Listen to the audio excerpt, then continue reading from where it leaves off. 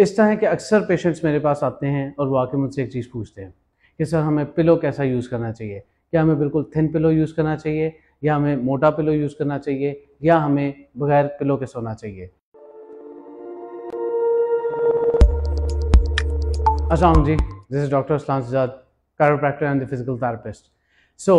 इस तरह के अक्सर पेशेंट्स मेरे पास आते हैं और वो आके मुझसे एक चीज़ पूछते हैं कि सर हमें पिलो कैसा यूज़ करना चाहिए, क्या हमें बिल्कुल थिन पिलो यूज़ करना चाहिए या हमें मोटा पिलो यूज़ करना चाहिए या हमें बगैर पिलो के सोना चाहिए।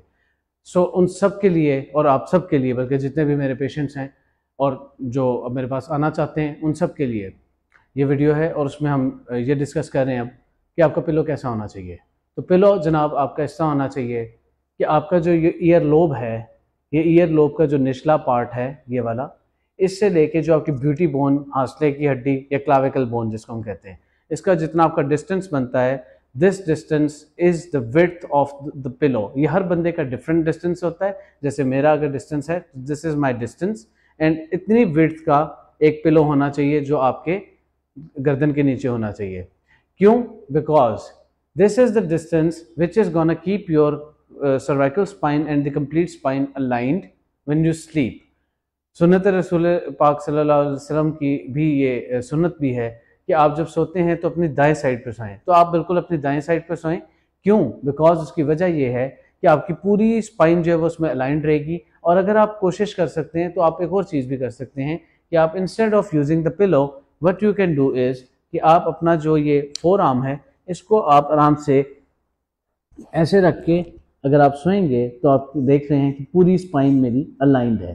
ठीक है, ये आप कर सकते हैं। दूसरी चीज़ जो आपने करनी है वो ये करनी है कि आपने कोई भी पिलो ले लेना नॉर्मल सी हाइट का, वो आपने टांगों के दरमियान ऐसे रख लेना है, जिसमें आपकी स्पाइन और ज़्यादा अलाइंड हो जाएगी और आपकी कोई भी किसी किस्म की भी आपको बैक पेन और नेक पेन का सामना नहीं करना पड़ेगा। क्योंकि अक्सर पेशेंट्स जब आते हैं तो वही की बात करते हैं कि जब हम रात को सोए, सुबह उठे तो हमारी नेक में बहुत ज़्यादा क्रैम्प था या हमारी नेक में बहुत ज़्यादा स्पैज़म है, हमसे गर्दन नहीं मोड़ पा रही है, क्योंकि आपके मसल स्पैज़म में चले जाते हैं, वो आपके फेसेट जॉइंट्स को या आपके वर्टेब्रास को लॉक कर देते हैं।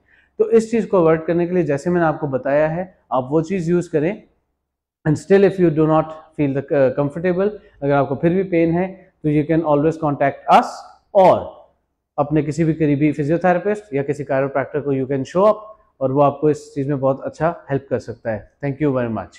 अक्सर औकात पेशेंट्स आते हैं मेरे पास और आके वो ये बात करते हैं, सुबह हम उठे और हमें बैक पेन थी। मेरा काउंटर क्वेश्चन होता है कि आप उल्टा तो नहीं सोते?